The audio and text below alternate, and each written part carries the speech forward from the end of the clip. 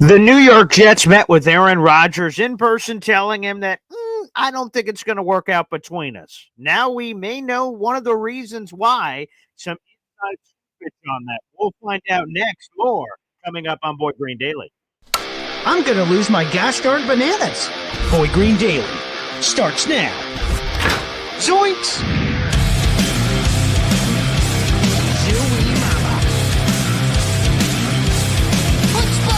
I made it clear that my intention was to play, and my intention was to play for the New York Jets.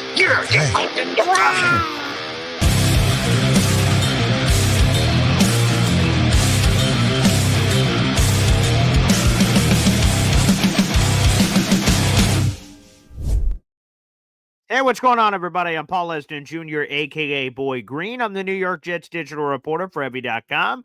We appreciate you joining us live here on the show, or if you're watching after the fact, that's always available for a lot of people that don't want to get up in the morning. I don't blame you, for God's sakes. But we do this show every single day at 7:30 in the morning. It's also available wherever you get your podcasts. We're streamed live on my Heavy on Jets Facebook page. Shout out to Heavy on Jets. And also youtube.com/boygreen25 and Twitter @boygreen25 as well. Before we get started anywhere, let's give a nice tip of the cap to our boy, our guy, MFC, Mother Effing Chew, gifting a membership right off the top rope. You love to see it, baby. And that membership went to Joey Bad. You are now a member of the Boy Green Coffee Club. Shout out to MFC. You just got another raffle ticket for a giveaway coming up on March 1st. We'll be doing this raffle all the way through February, so keep sending those in. They're only $2.99 a piece, baby. Salute to MFC. Again, another raffle ticket for our contest. MFC's up to 5 tickets, baby. Boom shakalaka. We'll see what happens. Let's get to our special guest in a round of applause for something we hope happens to us before we kick the bucket. Nick gosh darn Faria, our Jets reporter from Athlon Sports, celebrating the jubilation of another Super Bowl victory. Nick, I wasn't even sure if you were going to even join us this morning. Thought you'd be, in Philadelphia on a parade and drinking somewhere probably. Congratulations, my friend. You're world champions. I would say, who can't do both? Who can't have all the best of both worlds? Yeah, it was very exciting. Very blessed as a fan. But today's about the Jets, so let's get talking about them. Lots to talk about. Beautiful. Okay, there we go. Well, let's cut right to the chase here. We had a caller on the show yesterday. I have to gather I should have grabbed the screenshot. That would have been better. But we had a caller on our show yesterday, June the GM, and when he called into the show, he had a paper bag on his head, and written on the paper bag was, "I want answers," basically. And he wanted to know what transpired in this meeting that was reported by Jake Glazer between Aaron Rodgers, head coach Aaron Glenn, and Darren Muji. Because we heard the result. Jets are like, yeah, we're going this way, you're going this way. But what happened in that meeting? And I agree with June. I was fascinated to hear a lot of the details from that conversation. Not fascinated enough to put a paper bag on my head and refuse to take it off until I get answers. But hey, different strokes, different folks. I don't judge. But it seems like we got. Go ahead, Nick. No, and I think everyone wants answers, particularly when your team is bad. This happens a lot. When you've got a bad team and they make a decision or they make a questionable decision, they want answers to every single decision that's made, every free agent signing, every staff hiring. I remember when Philadelphia fired Doug Peterson in 2020, they traded away Carson Wentz about a month later, and everyone wanted Howie Roseman to speak, and Howie Roseman did not speak. By and large, I don't think you're going to get much of an answer from this coaching staff, from this front office. Interesting. Really? I really don't, because I think what you'll see is a very simple, like maybe Darren Muji talks at the combine and he says something along the lines of, we're going to move on. We've had our discussions. We're going to move forward with the people that we want for the future of the roster. It doesn't really happen that they make an off-season decision and then you have to answer a press conference and you have to have an answer for absolutely everything right away. But at the very least, I would be surprised if we got a lot of answers regarding Aaron Rodgers. Fascinating. Okay, well, that's interesting because we'll definitely play that clip from Diana Rossini's podcast in a second on the ultimatum that the Jets apparently issued to Aaron Rodgers. Before we get there, that what you just said is fascinating to me because that's what I assumed. I assumed something is coming out somewhere in the near future with all these rumors running so rampant that the Jets would not wait. You mentioned the combine. For people who don't know, a lot of local and national media members got a chance to speak to normally when we'll see if our head coach and GM are there. Our other head coach and GM, they took creative liberties on whether or not they had to show up to that event. But normally, everyone shows up to that event. They do a little media, and then obviously some pressing questions are answered, fifth-year option decisions, or this, that, or the other. And so they'd be sort of forced to answer something on Rodgers. But I'd figured they wouldn't wait to be forced, that they would do something because sort of to the point, Aaron Rodgers, and maybe this is why they're getting rid of Aaron Rodgers, that he's different than another player transaction, right? The Jets cut their fifth string tight end on the 90-man roster. Okay, no press conference required, but the potential of moving on from Aaron Rodgers would probably, at least from a fan perspective, that would require some sort of hey, Jets, are you going to announce something? Or is the next time we hear something, are they going to punt even at the combine and just say, yeah, Aaron Rodgers on the team, I don't know what to tell you. And then by the time the league year kicks off, there's just official transaction wire.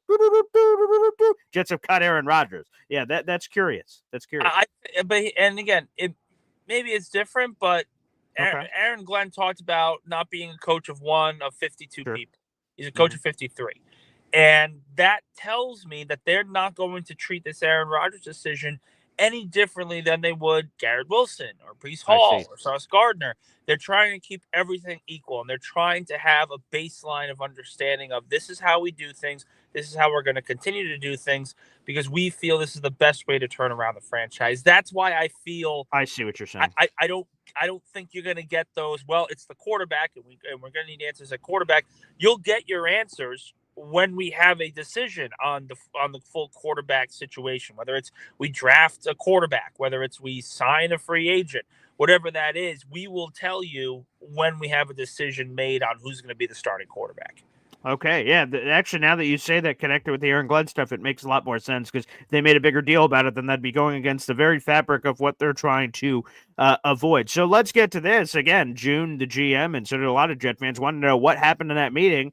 Well, I think we got an idea. NFL insider Diana Rossini dropped some interesting eyebrow-raising comments on our podcast, Scoop City, for The Athletic, with our co-host Chase Daniel, longtime former NFL backup quarterback and co-host of this show. We're going to play that clip in its full entirety and then react to it. Diana Rossini shared what she believes happened in those conversations between Rodgers, Muji, and Glenn. Most of the candidates that were interviewing for that Jets job had suggested to the organization, hey, if I get this job, I'm going to do this without Aaron Rodgers. And obviously that appears to be Aaron Glenn's thought process on this as well. And I was told that when they had conversations with Aaron Rodgers about what the future would look like, if you're going to be part of this team, you're going to attend all of the training camp. You're not going to do Pat McAfee interviews anymore. So they were really trying to change the way. They said that? Yeah, they had a conversation with him of, if you were to stay here, here's how we would want it to be. So this to me is Aaron Glenn getting control back and Glenn making sure that. Who said that to him? The GM and the head coach, when they had these conversations of, look, I think it's Aaron Glenn that's the one pushing for, I'm holding everyone accountable, and every single person on this team is going to be treated the same way.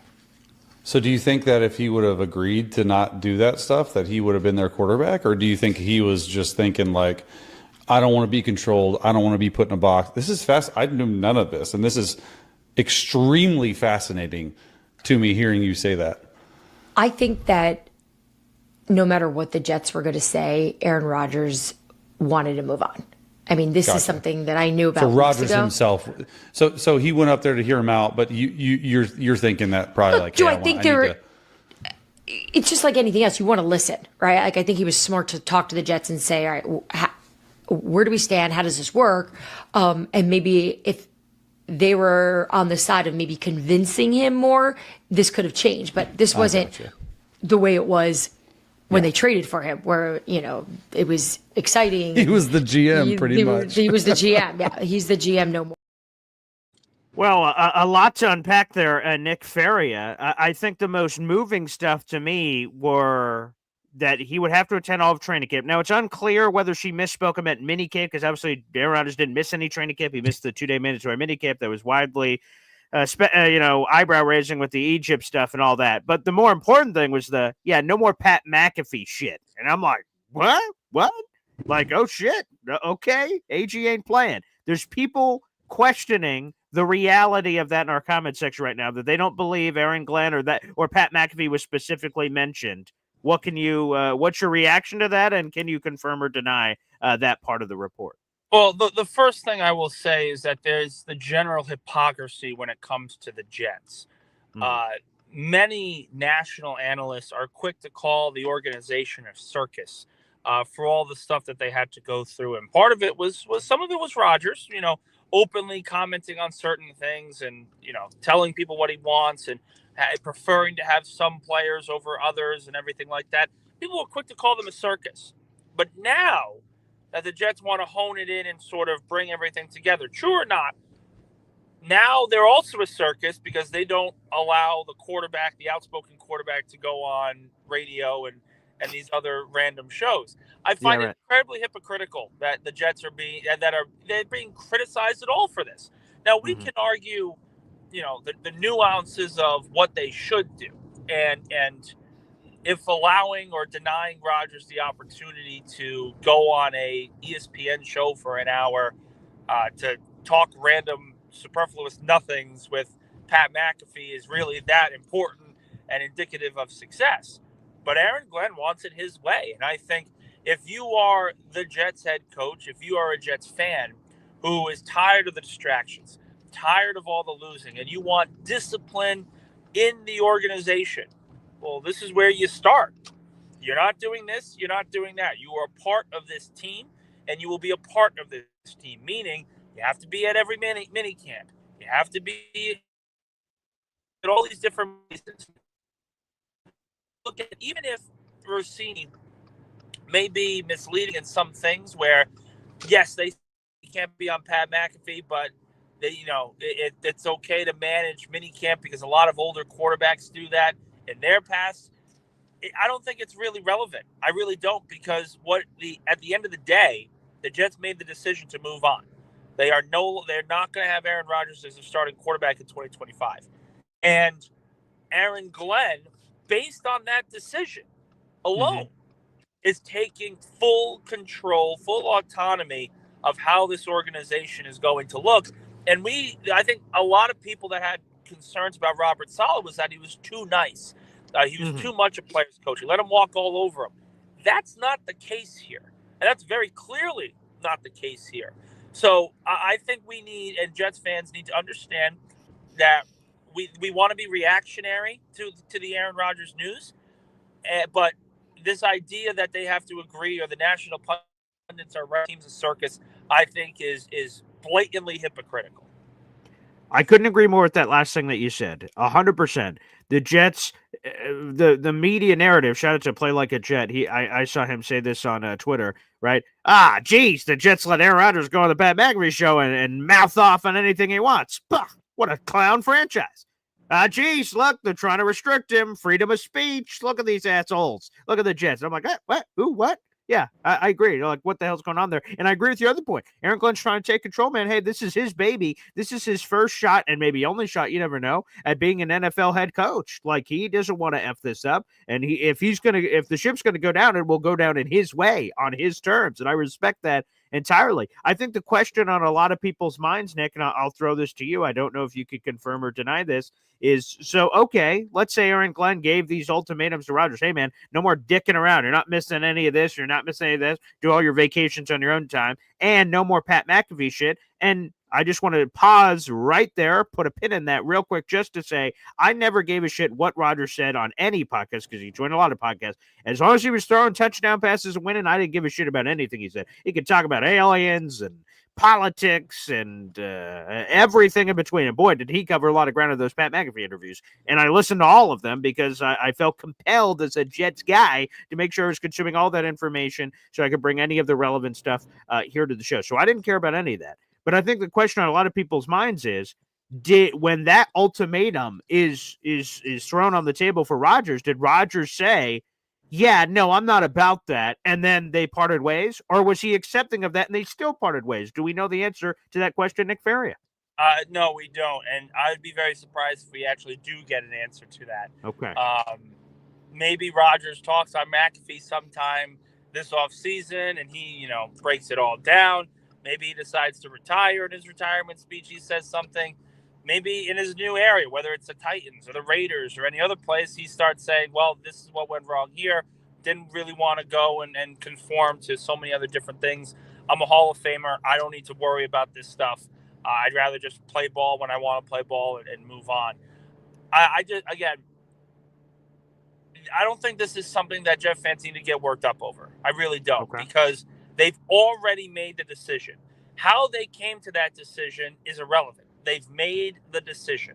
Now the big questions are going to be, well, who's going to play quarterback? What's the plan at quarterback? And I wrote an article this past week, over the last couple of days, talking about how Aaron Glenn's decision is a massive gamble. And the reason why it's a gamble is because we can argue about Aaron Rodgers and his effectiveness, really, until the cows come home. But I think also we can objectively say that if you look at the available quarterbacks in free agency, there's not a lot of good ones. So if you don't have an answer at quarterback in your first year and you're moving on from a Hall of Famer, an objective Hall of Famer, you need to make sure you have the answer ready. Because for Glenn, he got a 4 or 5 year contract. He's going to get some leeway. He's going to get some patience. But patience runs thin if the same problem the Jets have been dealing with for the past 50 years continues to persist. He's got to have an answer at the quarterback position. The team doesn't right now, and they need to be given time to do that. But that's why this move is a gamble, because there's no set quarterback answer right now that we can say, oh, they're going this way. They're going for Jackson Dart. Oh, they're going to trade up for Cam Ward. We don't know that yet because we haven't seen the full pre-draft process play out.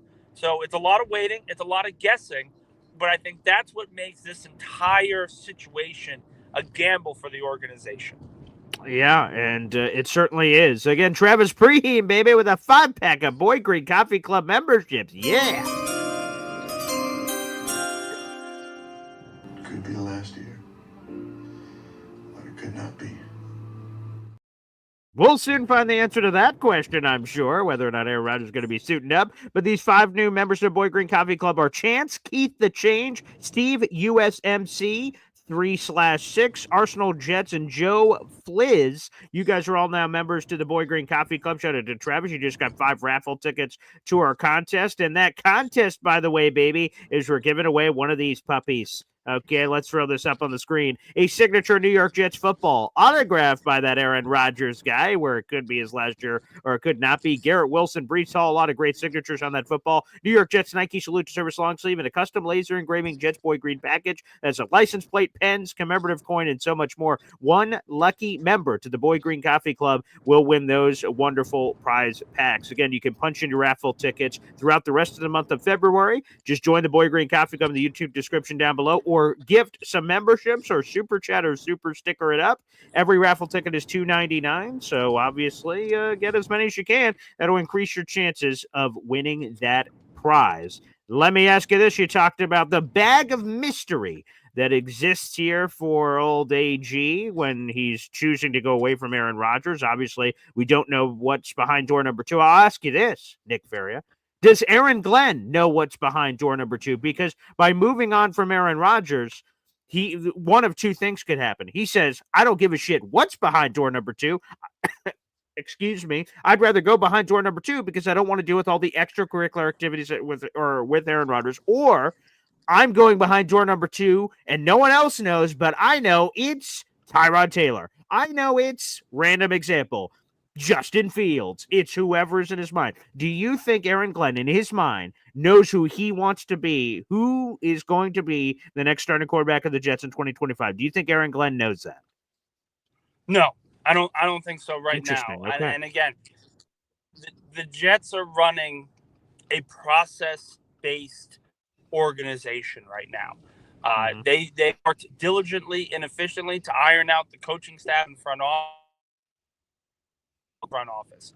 They are doing everything in their power efficiently as possible and try to get everything done right. And you bring in the systems in place that help you along the way. I don't think they have an answer right now at who's going to be the quarterback. I think they want to wait and see how it plays out. I'd be very surprised if a quarterback signs day one of free agency. This isn't the quarterback free agent class to have that. Maybe Darnold goes early. Yeah, that's what I was going to say. Maybe Sammy, but all the rest of them, I don't think so. It's so hard to picture that happening. Kirk Cousins, Justin Fields, all these guys. I don't see anyone lining up at the door for these kind of quarterbacks. So the Jets are going to be able to be patient. They're going to be able to say, okay, what's the best fit for what we want to do on offense? And what's the best fit for what we want to do as an overall collective team? Whether that means bringing in Kirk Cousins on the dirt cheap, whether that means bringing in Justin Fields and saying, hey, we'll give you a shot to be our starting quarterback and get, a resurrection type of career, a la Darnold, a la all these other guys that have really turned their careers around, whatever it is. We don't know that yet. And I don't think the Jets know that yet.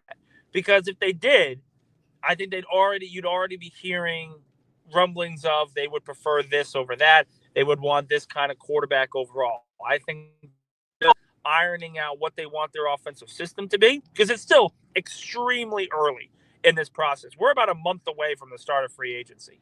Correct.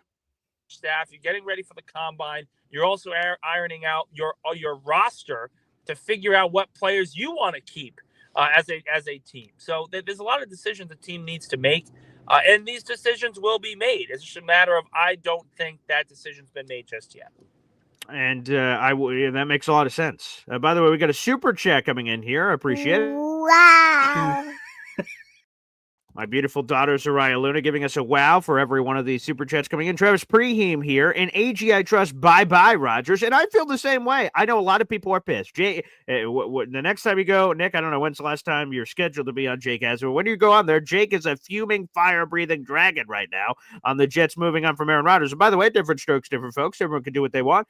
But to me, I'm just going to give the benefit of the doubt. I know some people won't do that, but they should. Aaron Glenn, this is his first chance of being a head coach. He wants to do it his way. And if this is what he believes, then so be it. I will be blunt. Hand to God, Boy Scout honor here. I wanted Aaron Rodgers back, but obviously the Jets want to go in a different direction. Okay, I'm not the head coach. AG is. So if he wants to go in a different direction, all right, coach. You've shown me no wrong so far. To me, you're on even playing field, maybe even a little plus. I'm giving you the benefit of the doubt. All right, let's see what's behind door number 2. I think you're right. I don't think they know what door number 2 is. Plus, how could they? Even if they said, yeah, we're going to go get Justin Fields. And then what if he never reaches free agency? Shit. Well, that plan went to shit. So, yeah, they have to be open to different options. I don't think there's one clear-cut answer in their mind, at least. I don't think so either. So now I'm with Travis here. In AG, I trust. All right, AG, show us the way, my Lord. Split the Red Sea and tell us where our people are going here. That's how I feel here, Nick. Well, and again, and I'll be very blunt with this. It's balls. Aaron Glenn is being very ballsy with this decision because he is essentially saying, I feel we can compete, because he wouldn't be here if he didn't feel he can compete year one. But I feel we can compete with a random quarterback just as much as we can compete with Aaron Rodgers. The drop off between Rodgers and say Tyrod Taylor or Justin Fields or Kirk Cousins won't be as steep if we had Aaron Rodgers at quarterback. I'm not saying he's right. I'm just saying that's probably what their thought process is. We would rather restart our quarterback conversation, get a head start in the dead cap charges, than move forward, and push those decisions over the next couple of years. It's a ballsy move. And like I said, it's a big gamble. But I don't think we're at the point to sit here and say they're right or wrong to do this. This is, again, we're way too early in the process. We could be looking at the Jets bringing in Justin Fields and him having a Sam Darnold type of year where they go 9-8 or 10-7 and they turn around the franchise because Justin Fields finally learned how to throw a football and everything changes for the organization. I'm not saying that's going to happen, but that could happen. It's a possibility. We are way too early to make proclamations of this coaching staff, this coaching staff, that. All we know is that the coaching staff clearly has taken control back of the roster. They are back in control. There will be no appeasement for any one player. You're either a Jet or you're not. You're either under my plan, under my orifice, or you're not. And that is all we know to this point. Everything else is pure speculation because we have no idea if Rodgers is going to even play this year. He still could retire. By the way, I would, again, this may go back to the original point, and I'm just a dog. You have to roll up the newspaper and slap me on the nose again. But if I was the Jets, and Aaron, to your point, that it's still up in the air whether he would retire, although he said he would not drag this out for the Jets because of free agency. If I'm Aaron Glenn and Darren Muji, I just ask him off the top out of respect, hey, Aaron, do you think you're playing this year? Yes or no? And then if he says, no, I don't think so, then let's respectfully allow the man to retire and not just say, hey, I don't give a shit what you want. We're moving on one way or the other. And obviously he's laying down the law, Aaron Glenn, that this is my house. This is how things are going to be operating. But out of a respect factor, if he's going to just walk away anyway, it would have been more PR lovey-dovey just for AR to say, thanks, everybody. 20 years is a nice round even number. I'm out, baby. That's the only thing that would surprise me on if Aaron ends up retiring is because of that. Because then he wouldn't have to get kind of slandered in the streets here unnecessarily. He could have just walked out his own man and the Jets and Aaron Rodgers. The result would be the same. They're still walking in different directions, but the cleanup would be a little smoother, I would think. Yes, but this is all about control. This is all about the I guess so. Yeah. This is all about the perception of who's running the organization now. And after that decision was made, there is no speculation on that. Zero. Absolutely none. Aaron Glenn is running the show. Darren Muji and Aaron Glenn are making the decisions. There is no appeasement. There is no, well, this player's been really good for a very long time, so we should respect him and try to do right by him. We are going to do the best things possible, the best decisions possible in the future for the New York Jets. Even if Aaron Rodgers decides to retire and essentially the Jets kicked him to the door before he made that decision, that is still the Jets going out and saying, we don't care if you retire. We don't care if you want to join another team. You are not going to be our starting quarterback next year. Yeah, and the line has been laid down. Now, we get super chats sometimes, and I'm like, what the? I'm not sure what this has to do with any particular topic, but EZ has sent in a super chat. We appreciate that. Wow. EZ's been a member of this channel for 6 months. God bless. Thank you for putting bacon on the table for me, EZ. I wanted Rex, ground and pound, and great defense. Nick, your thoughts? Who's to say you're not getting that here? Who's to say you're not getting that here? Like, seriously, I mean, we're getting Rex Ryan back? Everyone wants Rex. Oh, well, some people want Rex. Yeah. They ignore the fact that Rex's final years were a travesty, one of the worst teams in football, and they were a laughingstock because all they did was talk and didn't play well. And then you had all these other issues. They couldn't develop an offensive system. They couldn't develop a quarterback. You have all these other problems.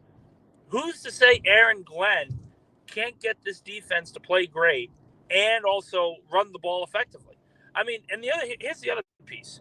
Yeah. The Philadelphia Eagles won the Super Bowl this season. Now, I still get goosebumps when I say that. But sure, yeah, nice. Yeah. They won with a quarterback who threw under 3,000 passing yards this year. They won because their running back ran for over 2,000 yards, and their offensive line was the biggest in football history. Their defense was one of the best overall in NFL in recent NFL history. I mean, you look at the numbers; they have been incredible. Only the Legion of Boom stacks up. You can win that way, but you also need to make sure your quarterback is kind of like Jalen Hurts, where he can win when you absolutely need him to throw the football. You don't have that right now. You don't have those things. And Rex Ryan did not have those things. You just didn't, clearly. So I look at where the Jets are, and to sit here and say that Rex Ryan would have been better than Aaron Glenn, I think is foolish, because we don't know what Aaron Glenn's going to look like. We can't make these proclamations in the middle of February when the Jets haven't even started playing yet, because everyone can be so upset with the organization for all their decisions this offseason, and they could actually be proven wrong. They could. They really could. Not saying it's likely, not saying it won't happen, but they could be proven wrong. So many times over the last few years, Jets moves have been celebrated.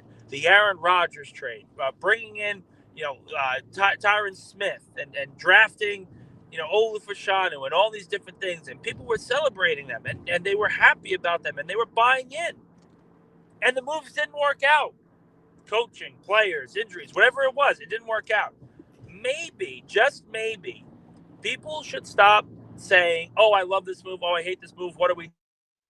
Worst thing in the world, and let it play out. Because sometimes when you let it play out, great things tend to happen.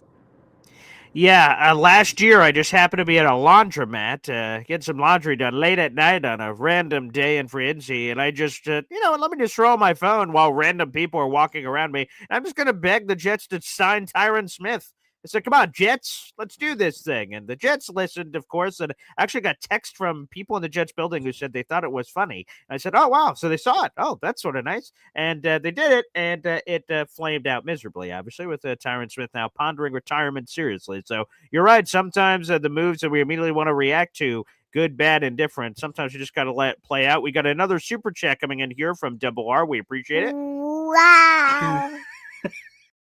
By the way, Double R, that's another raffle ticket based on your prior super chats. We appreciate it. That this makes more sense if we knew the plan, and that's true. And soon the plan will come into focus, Double R, is that we will soon know quarterback plan, free agency, and all this other stuff to continue to leak out eventually here for the New York Jets, or not. I don't know how the leaks are in the building. Maybe we won't get some of those rumors, and we'll get some surprise additions perhaps coming on the free agent market. That'll be fascinating as well. I tweeted out this clip this morning, Nick, and just to kind of put a bow on this possibility here, Rich Cimini basically said on his Flight Deck podcast it's extremely unlikely that the Jets are going to be able to trade Aaron Rodgers, and that they will be forced to cut him, and then whatever decision, eat all the dead cap now, split it up over the next 2 years, or what have you.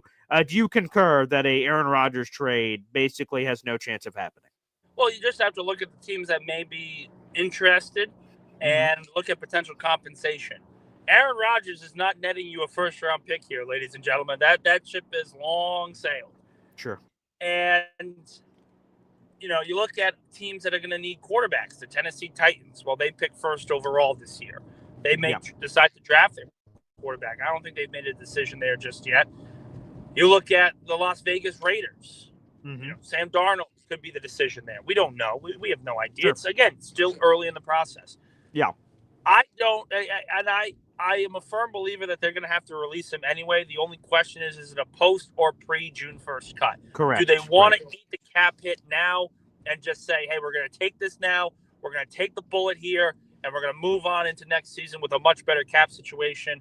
Or are they going to say, well, we can take a large cap hit this year, spread it out just a little bit next season, and not have to worry about this? We don't know that yet. But, again, by and large, you're going to get the decision. You're going to get the official decision relatively soon, I would think within the next month and a half, and then you move on from there. But the notion that these things need to happen immediately or we need a plan, the fans don't need to know the plan just yet. It's February, 12th? 12th, yeah. Yep, February 12th. Yep. The plan has not been created yet. The plan will be created when the roster management begins. You don't have roster management in February 12th. You've got a lot of contracts you got to figure out. You got a lot of extensions you got to toss out. Those come first. Those are the priority right now because you got to make sure you lock up your own and then you move forward. You're not at the position right now to say, well, we deserve to know what the plan is on February 12th because the plan's not done yet. They don't know. They're trying to figure it out. Patience. This will come in time. Eventually, you will have the answer at quarterback, and then people will be able to determine if this is the right plan moving forward in 2025 and beyond.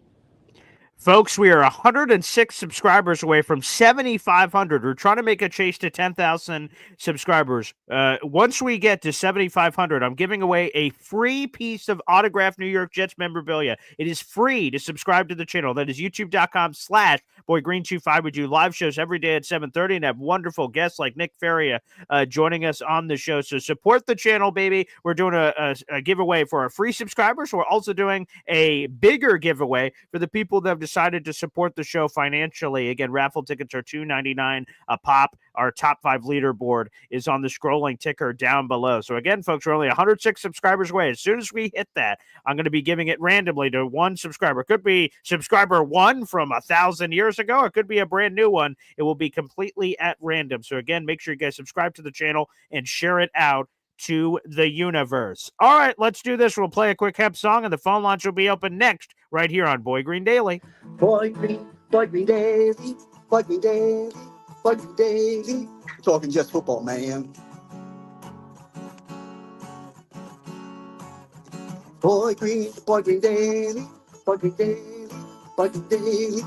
The New York Jets Football Club. Wow. Offense, defense, special teams. Watch the Super Bowl season with Boy Green. J-E-T-S. Jets. Boy Green Daily. Boy Green. Oh, yeah, baby. That Hep song revs my friggin' engine. I'm not sure if Hep wanted me to say that live on air, but here we are. We got multiple people waiting in on the phone lines. We'll get to that in just a second. Another super chat coming in from Double R, baby. Wow. He said the public is selling low on AR, bad investing move. Perhaps Aaron Rodgers will prove all the doubters wrong if he does return. Again, I made one request, Nick Faria, with the thought out there that Aaron Rodgers is going to be moving on and that I believe he's still going to be playing football. I just asked the football gods, out on Twitter, of course. How else do you reach out to the football gods? Please, Aaron, don't Brett Favre us. And what I meant by that, and I explained it in the tweet, is that I don't want Brett Favre to immediately leave the Jets and then have the greatest season he's ever had. And folks, look at the stats. That's the greatest Brett Favre season he ever had, which is crazy to think at his age, with 33 touchdowns, 7 picks. And then he led the Vikings to the NFC Championship game. So I'm just really hoping that Aaron Rodgers, again, does not quote Brett Favre us, that he leaves the team and immediately finds immediate individual success and team success. That will make me cry. So please just don't Brett Favre us. That's my only request. But we'll see what happens. Yeah. Let's also be fair, and Okay. and I'm going to make this point very, very clear. This is another thing I said yesterday. Yeah. There's too many people going in one side of the line or the other. Either they wanted Aaron Rodgers as their starting quarterback. I think Jake's one of those people. Definitely one of those people, yeah. There are others that said, I don't want to deal with Aaron Rodgers. He's got a large cap hit. I don't want to deal with that, and he's a prima donna, whatever it is. Those are what I would call the Allen and the JetCast and the Scott Masons of the world. And I love Scott. I love the JetCast guys. Sure. But they're all on the don't bring back Aaron Rodgers. It doesn't make sense. The cap, it's too large. Yeah.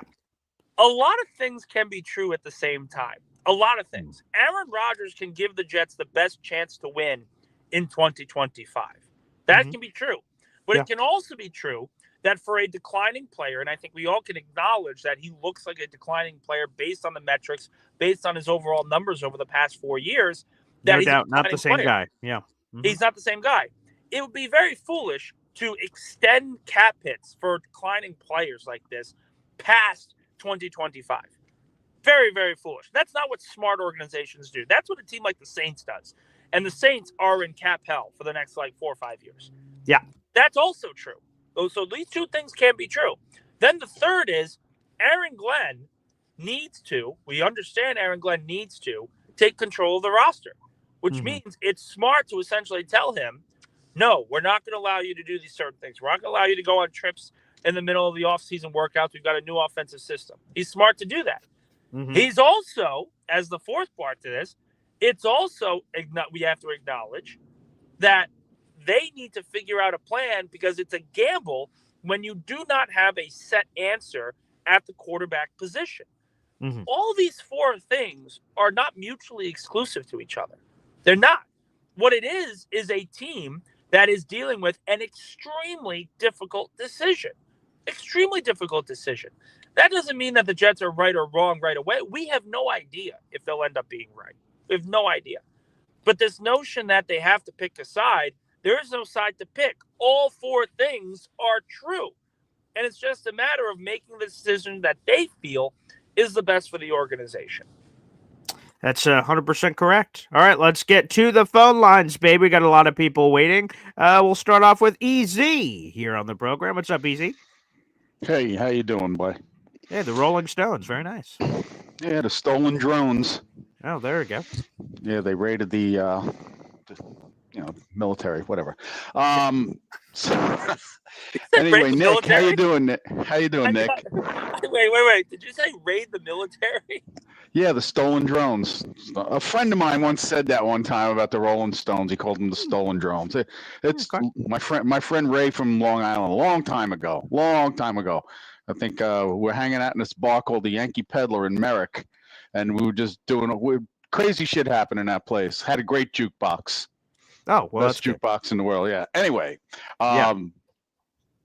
shout out to Ray. I hope he's doing good. Anyway, what was I going to say? Oh, yeah. Sure. I wanted Rex, and I'll tell you why I wanted Rex. All right. I know, Nick, you said towards the end that everything went to shit and blah, blah, blah, and this and that. Well, you got to remember, when Tannenbaum was there, Tannenbaum made a couple of financially sketchy moves, but from the player talent perspective, they were good moves, because when Rex had a decent core of players, he turned them into a bunch of monsters. I mean, that was a monster defense. And I think player for player, with the exact squad last year, even though it wasn't as good as the 2023 squad, with the players we had last year, I think the team would have been 5 times better on defense with Rex running it, because Rex was unpredictable. Rex would do things that weren't predictable. This defense was so vanilla last year. They hardly ever blitzed, and they had a defense with players that was conducive to blitzing. You know, if you can't stuff the run, then you got to do some run blitzes. You got to do things that are disruptive, things that are chaotic. You can't have the team know that you're going to rush 4, and these guys are going to spread out like this, and these guys are going to play cover 2, and every friggin' play was the same shit. It was like playing a high school team, and It worked for one team the last week. Huh? It worked yesterday, a couple days ago. Oh, you're talking? Yeah, but they had different coaching, and they had different players. What they did with Philadelphia is they took the players they had and they maximized their talent. What I'm saying is, last year our coaching staff didn't maximize the talent of the players that we had. Of course not. Come on. But I think. And they were demoralized. It's hard to play when you're losing all the time, especially when you're being a good soldier and you're keeping your mouth shut. But you don't think that Quinn and Williams thought that half the shit that they were doing was stupid? You don't think Quincy thought half the shit they were doing was stupid? Come on. So easy. Let me ask you this question.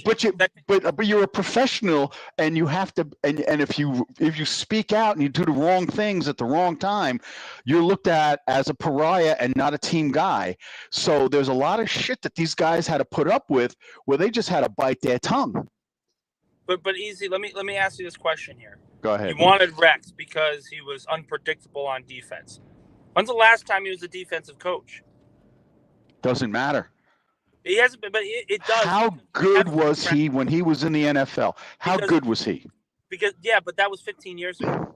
So what? Football is football, dude. It's actually looping back. Oh, no, Nick, I disagree. It's looping back. It's looping back to having bigger offensive linemen. It's looping back to running the ball again. I can see everything's cyclical, you know? Yeah, but again, easy. You're missing the key point here. Yes, it's going back to that style. But strategy, in-game management, that has all fundamentally changed over the last 10 years. Since Rex last was a head coach, everything has changed from a defensive and offensive perspective. Look, I'm not trying to bash, but we had one of the worst offensive line coaches in the NFL. This guy had been fired from other teams. He was hated by the players. Yeah. I mean, there was just... what was the first thing that Aaron Glenn did when he came here? Pretty much, one of the first guys he got rid of was Keith Carter. Boom, gone. And that was sending a message to the team that I see what you're talking about. I realize it, and I'm on your page. I mean, so I agree. But yes, but Rex would have done the same damn thing. You think Rex would have put up with that guy? No. Rex is a run the ball, have a game manager quarterback, and pound the crap out of you on defense. Be unpredictable. You don't know where we're coming from. Hell, I don't even know where we're coming from until they snap the ball. You know, I mean, if I don't know what we're going to do, how are you going to know what we're going to do? I mean, Rex was controlled chaos on defense. He was amazing. Every one of his defenses was great. And I agree, Buffalo was a disaster, but I don't think he had his heart in it in Buffalo. He's a Jet. Rex is one of us. Rex is what I am. Rex is what Boy Green is. You cut us, we bleed green. Rex wanted this job really, really bad. I think he really wanted it bad. I think he's hurt that he didn't get it. But I also think that he's glad at least Aaron Glenn got it because Aaron Glenn is a Jet. So I understand. So I think from a Jet fan perspective, I think Rex is okay with Aaron Glenn. It seems like it from Get Up. Go ahead, Nick. What's the issue? So what's the issue? It's I want Rex back, okay? But all you've talked about is defense. If you want him that bad, because of his defense, then hire him as a defensive coordinator. Oh, wait, you actually have a really good one in Steve Wilkes, who's been calling defenses in the modern league over the last 10 years. What are we doing here, guys? I'll be honest, just like Schnitzel, great member of the Boy Green Coffee Club, appreciate you. I did not have Talking Rex Ryan on my February 12th bingo card, but you know what? I am open to interpretation. All right, we got a super chat coming in from Emmanuel Holcomb. Thank you very much. Appreciate that. Wow. Nick is making all the same points as me. Thank you. Nick Faria is a popular guy. A lot of people like his points. Yeah. No question about it. Yeah. But let's be fair here. This is not me telling you guys what to and not to root for. It doesn't matter what I say. It doesn't matter what you guys think. The team is going to have their plan. And if you can agree or disagree or everything else. But I remember, and just to give a story, the Philadelphia Eagles drafted Jalen Hurts in the second round of the 2020 draft. Yep. When that happened, there was a massive wave of fans that went absolutely ballistic. I was one of them. Carson Wentz had just won the division by himself with a bunch of practice squad players, and here they are drafting a quarterback in the second round. Everyone was against the move. Everyone thought it was a waste of time, and they were proven right in year one because they went 4-11-1, and the team was awful. Now, those people, myself included, all look like morons to the nth degree.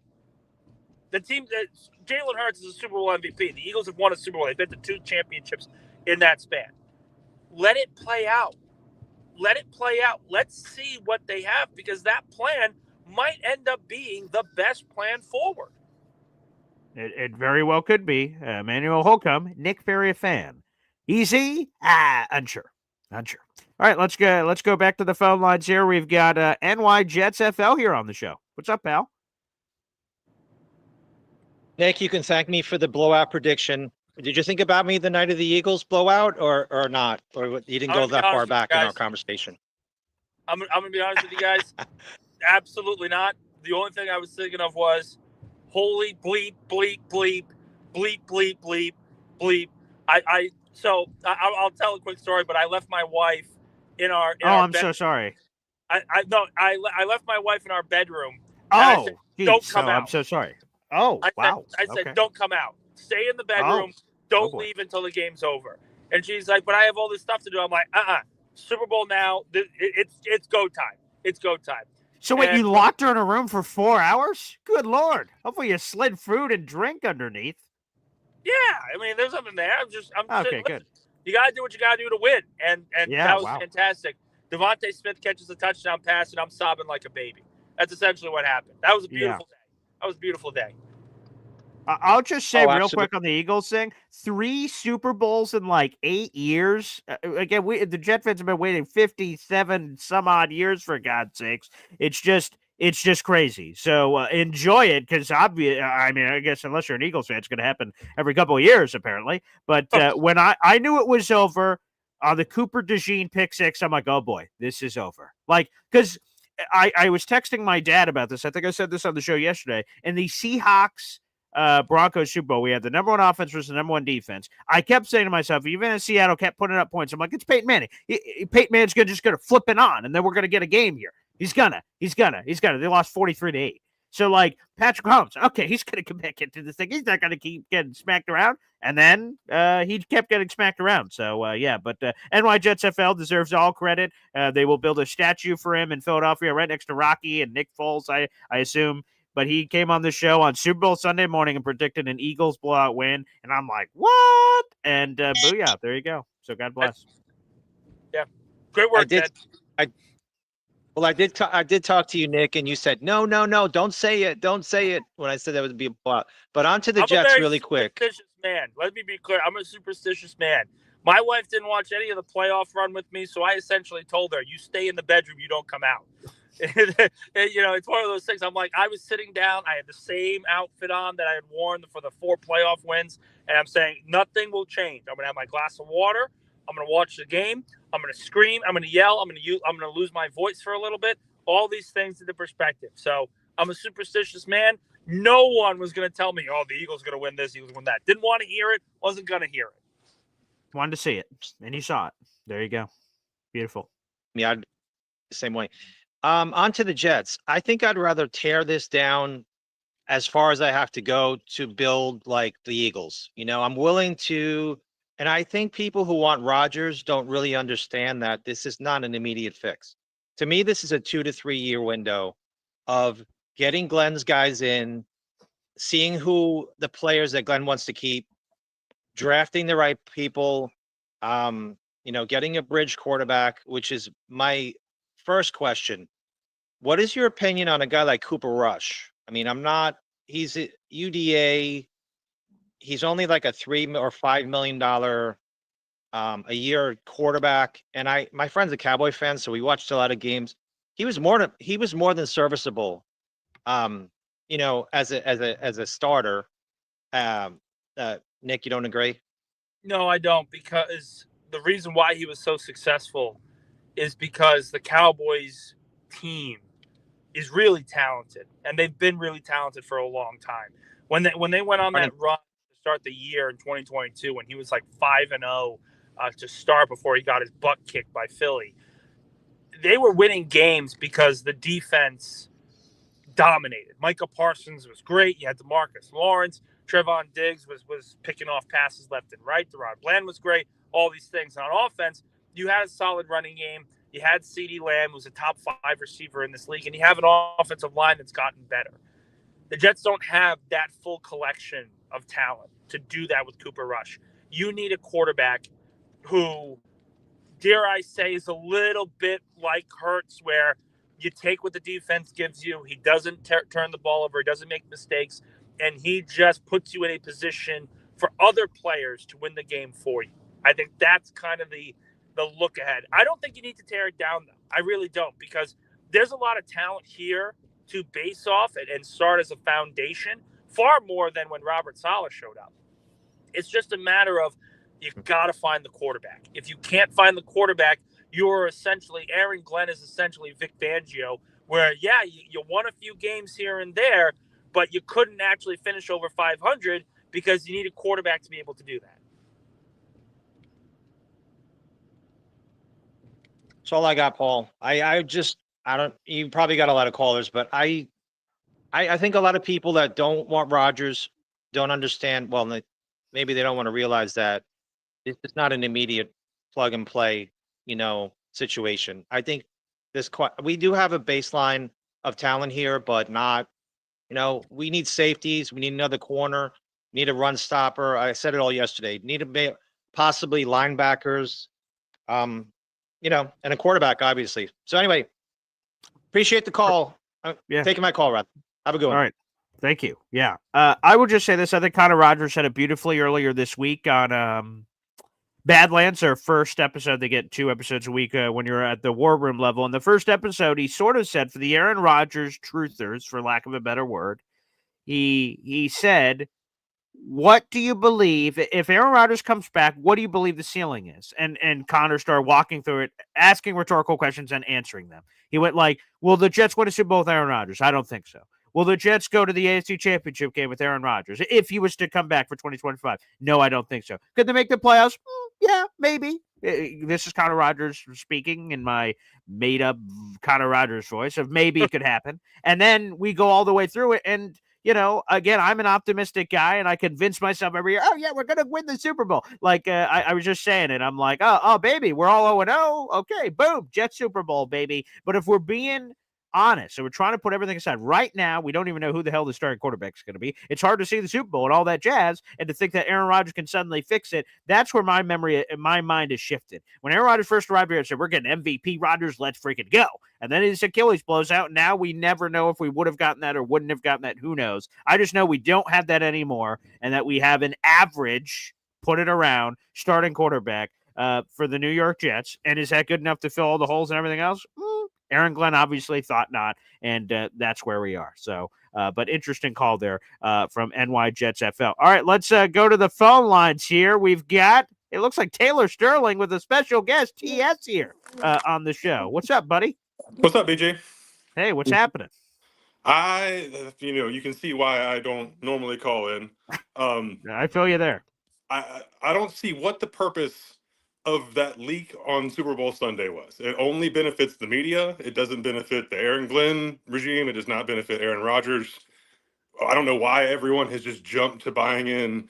It's like in a boxing match when you're in the late rounds and the superior fighter is just playing with the other guy, and you can set him up for jabs and set him up for counters.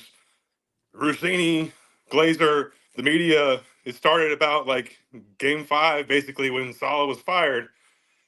Everyone just started listening to these people and buying every story. Garrett Wilson wanted a trade. Right. I don't even remember all the different, remember when Aaron Rodgers was our GM? Yeah. What happened to those stories? Why is that not isn't he the one making all these calls? Like, what are we doing here? Okay. Well, I would just say this. Jay Glazer has admitted in the past, and so has Schefter for that matter, that they save stories for big events. Schefter saved that crazy, when he was still on the Packers, trade story for the draft and collected a bunch of notes and dropped them, and then everyone went crazy. Jay Glazer has said in the past that he saved things, scoops that he has. So I think he had that scoop for like 5 days or something. And he said that he saved it for Super Bowl Sunday because that would give it its most viral moment. And he's employed by Fox and all that other stuff. So yeah, he's come out and said that in the past, that he saved stories. Yeah. So that's just all I'm saying is it's a clear attack. It's a clear jab. And it's a clear, how many more clicks did that guy get on Super Bowl Sunday than he would have just talking about what's going to happen in the game? No one gave a shit about the game. Everyone was talking about this, at least in our world. Sorry, Nick. Yeah, sorry, Nick. No one else besides you, of course. Just one about the Super Bowl and all that jazz. But that's the industry. That's the industry. They get their scoops. No one's going to sit there and say that Jay Glazer is wrong. He's one of the best out there. And it's not like Jay Glazer said that said it in a way that is detrimental to the Jets. He very succinctly reported that the Jets are moving on from Aaron Rodgers. That's what. But I'm sure there's people out there saying that, but he did not say that Aaron Glenn told him that, and Rossini did not say that Woody was the one that told. They were very clear to not state facts in who they were actually reporting. This wasn't an announcement from the Jets that they declared they're moving on from Aaron Rodgers. This is speculation. The same as we heard during the Dolphins game. The entire game, they were just talking about, oh, he's probably gone. This is probably his last game as a Jet. And it's like, he's under contract. He's still on the team. He's on roster right now. I will say this, and I think I saw you say this in the comment section, Taylor, that when Diana Rossini, I showed the full clip. That's why I think context is very important in this business, and sometimes people show 5-second clips, and then you get an idea and you run off with it. I showed the full context of that clip, and a lot of people will notice. So Diana Rossini says this stuff, and Chase Daniels kind of us like, whoa. They said, what? And then he asks Diana Rossini, So wait, who said that to Rodgers? Who said that, hey, man, no more Pat McAfee crap and stuff of that nature? And Diana stopped, paused, looked at the camera, and, seconds went by. She went, well, Muji Glenn. So you assume even it would if be the guys, right? Like, yeah, right, 100%. So even if it's true, it really was those guys. It looked really bad that she had to kind of fumble for the answer. If I was her editing team, I would have cleaned that up a little. It looked really bad, and it feeds into your point that a lot of people think that stuff is being made up. So it didn't really help her case to have that pause. Talk to the PR people next time. She'll have a better answer. Okay, there you go. TS, appreciate it. You can't unveil anonymous sources. That's journalistic ethics 101. Sure. If an anonymous source is coming to you saying, I was there, Aaron Rodgers is not going to be a member of the team, this is what they said, this is what they did. You can't go out and say, well, why don't we know the name? You got to tell us the name. That's not how this works. Because there are anonymous sources. Now, we can argue about sports needing anonymous sources to begin with. In news, it's incredibly important. But in sports in particular, it may not be as indicative as it may be not as put out. But the reality is that is journalistic ethics. If someone comes to you with a scoop saying Aaron Rodgers is going to be returning to the Jets, and they met with Aaron Glenn and everything's like that, and they can't be the one to announce it, they can't put their name on record, well, that story's going to come out. You got to still come out with that story. So you say anonymous sources tell us, Yeah, fair enough. Also, Taylor, salute. I can see why, and you got a beautiful baby, and I can see why you're unable to call in all the time. You said, thanks for hearing me out, of course. The phone lines are open for people that are regulars or first-timers. Either way, we really appreciate it. We got more phone calls to get to, but I just got a YouTube super chat, baby. Ron Weiss joining us here on the program. Wow. Ron, we appreciate it. Good morning, fellas. All the quarterback talk. Are we thinking that Hurts was or is a Hall of Fame quarterback? He's like the 15th best in the league. It takes a whole solid team and staff to win. Let me throw that at you, Nick Faria, because I heard this. Connor Rodgers said this too. I don't want to tweet it because I don't want Connor Rodgers mentions to light on fire from Eagles fans. But on Badlands, they brought up Jalen Hurts, but for a random reason, they said, I don't really want to get into this, but is he even a top 8 quarterback? Maybe he's not even top 10. And then Connor said, well, I don't even want to talk about this. This is a Jet show. So he kind of threw that out there. And then we hear this from Ron, who, by the way, some more raffle tickets. I'll add those up in a second, but I'll throw that to you, Nick Faria. First off, let's put the Hall of Fame thing aside. That's kind of crazy. Yeah, he's 26 years old. That's insane. Yeah. There's so much story to be told and all that. So I'll put that aside because it's just way too early, Ron, for the Hall of Fame stuff. But where does he rank? We'll use that as part of the question. He says he thinks he's like 15th best in the NFL, which would be an average starter. Where do you think Jalen Hurts ranks right now among the top quarterbacks in the National Football League?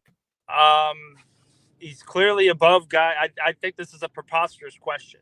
He's and it's not to go against you, Paul. I apologize. No, sure. He won the Super Bowl. He won Super Bowl MVP. He's been to 2 Super Bowls where he outdueled Patrick freaking Mahomes in both games. Patrick freaking Mahomes. Yep. And he's better than CJ Stroud because he has a ring and he's far more consistent. Yep. He's got the ring that Matthew Stafford has, and he's also been far more consistent in the playoffs than Matthew Stafford. Stafford lost to him at home this year. Then you look and say, okay, well, what about Kyler Murray and Dak Prescott and all these other guys? I think this Super Bowl clearly puts him top 5. Now, I think he is number 5 behind Lamar, Burrow, Allen, and Mahomes. But I think he firmly supplanted himself as the 5th best quarterback in football. And there's really no argument to be made against him anymore.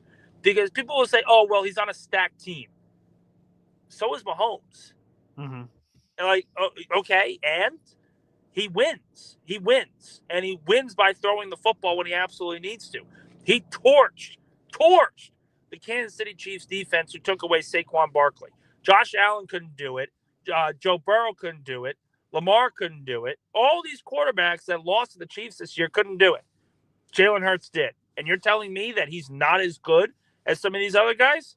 Stop, please. This is a ridiculous notion because we somehow need to have, and quarterbacks need to be able to throw for 5,000 yards and 300 yards. Quarterbacks need to win. They need to find a way to win, and they need to make the smart plays every single time in order to win. Tom Brady was never the guy with the biggest arm, was never the most accurate guy. But the reason why he was a top 3 quarterback in his era over and over and over again, and I stress in his era because the early 2000s, I think most people would say he was not the Tom Brady that we all Definitely knew, not. but he was still right. a 3 guy. It's because he won. And give me the winner over Josh Allen, over C.J. Stroud, over Jaden Daniels, over Dak Prescott, all these guys, because the quarterbacks got if he got to the Super Bowl and lost, that's one thing. He won Super Bowl MVP. How many quarterbacks do we know win the Super Bowl and the audacity to put them top 15 is even mentioned? That is a ridiculous notion from the get-go.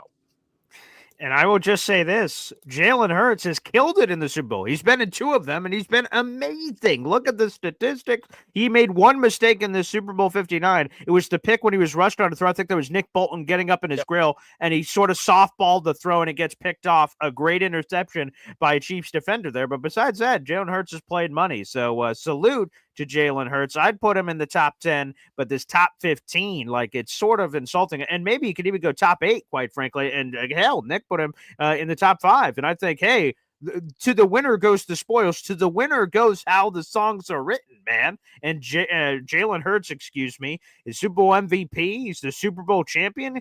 He is something that all these other quarterbacks are dreaming of. Those Dak Prescotts that we talk about all the time and that, they don't have the playoff success. Quarterbacks, part of the story is what you do in the playoffs and what you do. Stacked team, this team, that team. Patrick Mahomes is on a stacked team, or has been in these previous years of winning Super Bowl. So I think that has to be a part of the evaluation. Now, people are making a lot of, and we have more callers to get to, but I see this from Terrence Hill. He mentioned Aaron Glenn is looking for snakes and demons in the media by leaking out this info. Now we know who the snakes are. I will say, I love Game of Thrones. It's one of my favorite shows of all time. And one of my favorite scenes is Tyrion Lannister. He goes, I know how to find out the snake. I'm going to tell a different story to 3 different people, and we will see who leaks the right one. And then when it comes back to me, I'm going to know who the bullshitter is. And he did that and worked it around and said, this mother blanker, because I made up all these stories. All of them were fake anyway, but he used it to find it out. So I don't know. We will see. Again, we don't know who everyone was in this meeting with Aaron Rodgers. We know Aaron Rodgers, Darren Muji, and Aaron Glenn were in there. How many other, Jaime, and anyone else in there? We don't know. So it's harder to determine some of those stories, certainly, that are coming in. But either way, we should get news on this when news is ready to become available. For like Taylor Sterling, I know that he said it in the comment section. He doesn't want to hear from Glazer Rossini. He wants to hear from AG, the mouth of the horse here, the horse's mouth rather, and figure out when things are official. And that's fine to be able to wait for that moment. By the way, Ron is back, baby. Ron Weiss, that is, with another super chat. Wow. He said exactly. We think we need Hall of Fame quarterback to win. We don't actually. Hurts has shown that. So it's a reverse Eagles to Jets question. Interesting. So for the people that are slamming the table for Hall of Famer Aaron Rodgers, he says, hey, we don't need Aaron Rodgers. We could do it with a different guy. Hey, Jalen Hurts showed it. Nick? But also, Jalen Hurts is not a deficient passer. He's a really good thrower of the football. He was randomly at times this year, which was very strange. You would explain that better than me of why they had those passing issues this season, because they have all the talent. It was very strange. Yeah, it's because they had a new play caller. I mean, this was Kellen Moore's first season. Right. So they tried to marry Nick Sirianni's passing concepts with Kellen Moore's concepts. But the other thing is this: if you are a team, and Paul, let me ask you this: sure, if the Jets are running in a game for 7 yards a carry, do you want your quarterback throwing the ball 25, 30 times? I do not, Nick. I do not. Okay. So why on God's green earth would Philadelphia say, yeah, we have Saquon Barkley rushing for 2,000 yards, but what we really want to see is Jalen Hurts throw the football, even though we're up by 40, we'd rather still throw the football. What are we doing here? Hey, Ron, I appreciate this. By the way, 2 more raffle tickets. You're now in our top 5, baby. So, Ron, salute. Thank you for all the conversation. This has been a lot of fun. So keep it going. And Schnitzel says this is a great Faria appearance today. I think they're all great, but hey, different strokes, different folks. MFC appreciates that Game of Thrones scene. Yeah, that one's a doozy. All right, let's get back to the phone lines here and keep going to people. You guys can keep sending in those super chats and memberships. Those are more raffle tickets for our contest coming up. Let's go to Johnny Boy here on the show. What's up, Johnny? Good morning, BG. Good morning, Nick. Hey, congratulations, Nick, on your dub. Hopefully the Mets could do that now with everything that we got going on. Can you imagine the double whammy of that? My wife even said it. So we're talking about the parade and everything, potentially going to the parade. And she goes, well, Nick, I don't like football. I don't like Philly. I don't like any of this stuff. Wow. But if the Mets can't win the title, we have an opportunity to go see a championship parade. We can't pass that down. I'm like, oh, I love this woman so much. It's so touching. Beautiful. So I love Easy. Like, Easy's one of those guys that I really do appreciate when he comes on and everything. This feels like there's a butt coming, but go ahead, Johnny. But I think the reasoning behind the whole Rex Ryan love is that book that is over the shoulder of Boy Green. It's constantly there, and it's just a reminder to Easy of Rex. Look, the Rex combo needs to stop. He's not here anymore. He's gone. It is what it is. I think. Look at that Sanchez. But the old Sanchez, baby. Look at this. Let me see if I can find the truth, baby. But the ground and pound piece that he's talking about and everything. Why can't we have that with Aaron Glenn if he's so? Look how happy they were, bro. Look at Flight Crew, baby. Look at Tone Time. Sorry for the reflection, people, but Tone Time, Braylon, Jericho Cotry. Very nice. I haven't strummed through this book in a while. Nice.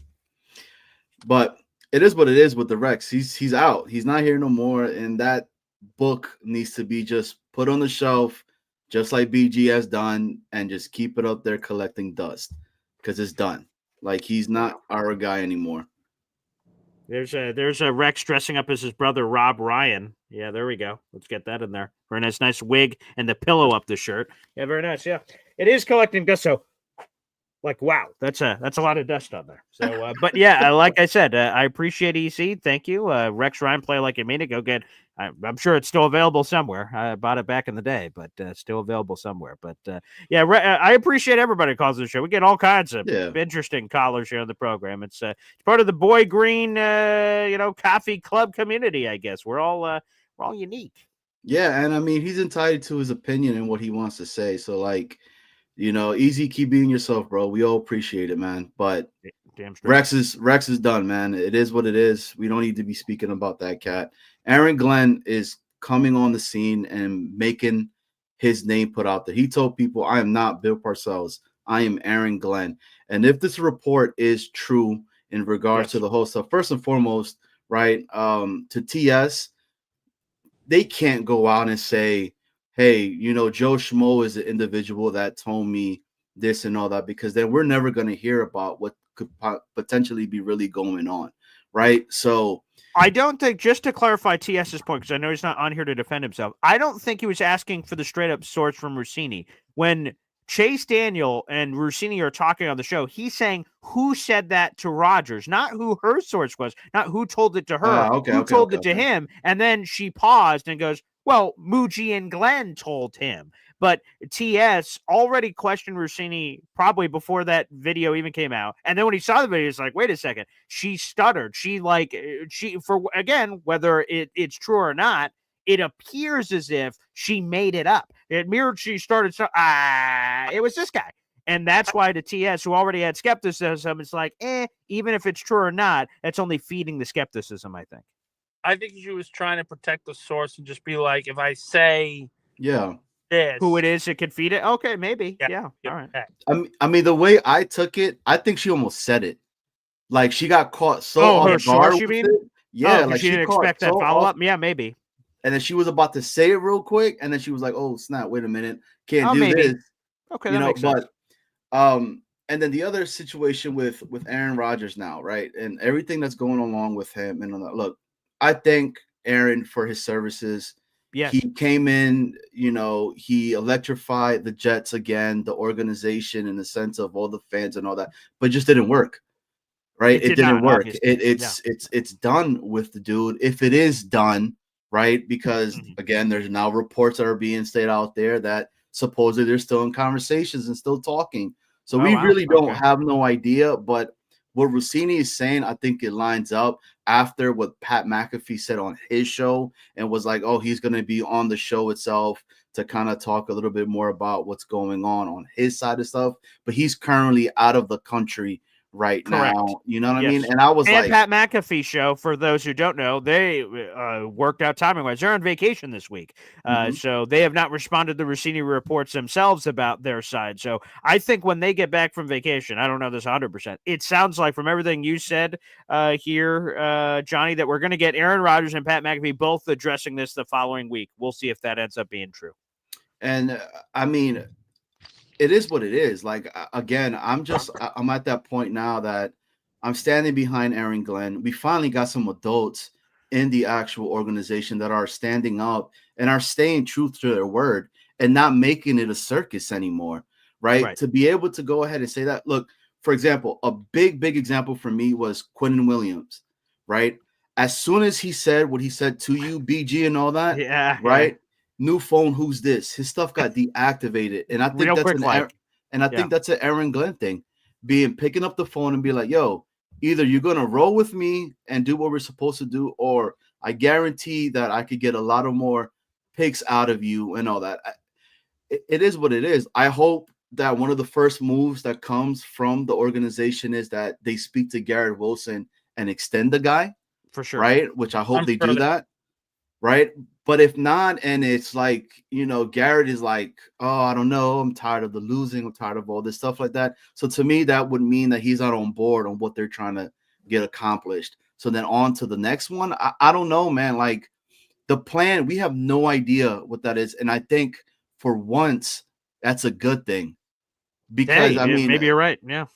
Because we always had a cat like Salah that was like, oh, everything is great and all that. No, Aaron Glenn is standing on principle and stating to people like, yo, either you don't like it or you could, kick rocks. This is my show and this is how I'm doing it.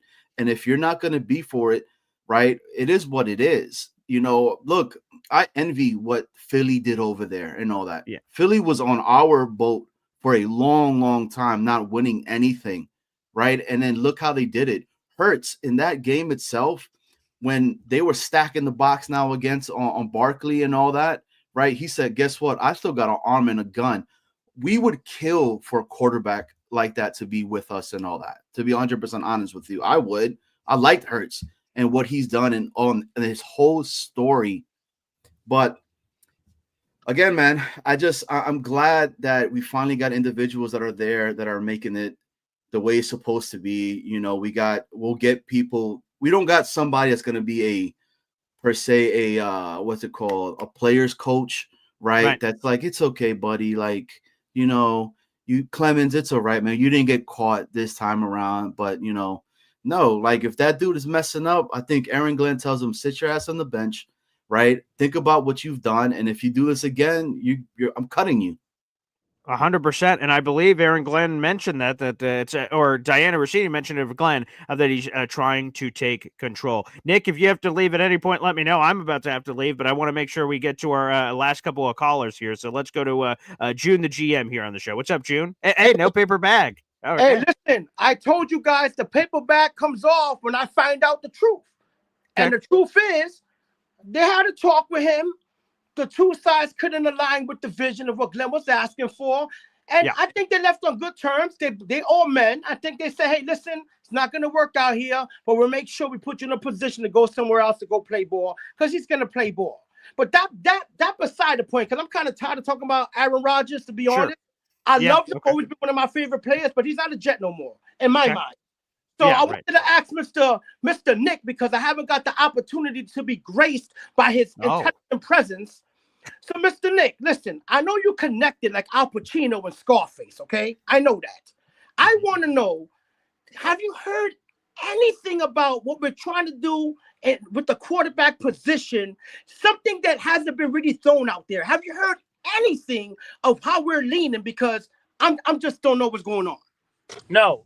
And like I said earlier in the show, I don't think we're going to know just yet. It's very, very early in this process. It's February 12th. Free agency starts in over a month. They're going to come to a decision of what they feel is the best for the organization, whether it's trading up in the draft, whether it's staying pat at 7 and taking a quarterback, or trading back in the draft and taking a quarterback. Whatever it is, they're going to come to a decision. I don't think that decision has been made just yet. I can respect that. And one thing I was thinking about recently, Paul, I was saying to myself, I think we're forgetting that they're new at this job, right? They just landed a humongous opportunity. Definitely. Promotion, sure, yeah. New York Jets. I think they're still trying to figure, I think the main domino to fall was obviously, let's talk with Aaron Rodgers. Let's get that talk out the way. And now things can begin to manifest themselves little by little by little. I don't like this narrative that's out there that Aaron Glenn is this dictator that's just out there, laying down the belt. Yeah, it's my way or the highway. Aaron Glenn is an adult. Aaron Glenn played for our Jets. He knows how to talk to people. He's an excellent communicator. I don't think it's that serious. I think people already know that he's not a man to be disrespected or played with. And I do like the direction he's taking. I wanted Aaron Rodgers to be a Jet. He's not. It is what it is.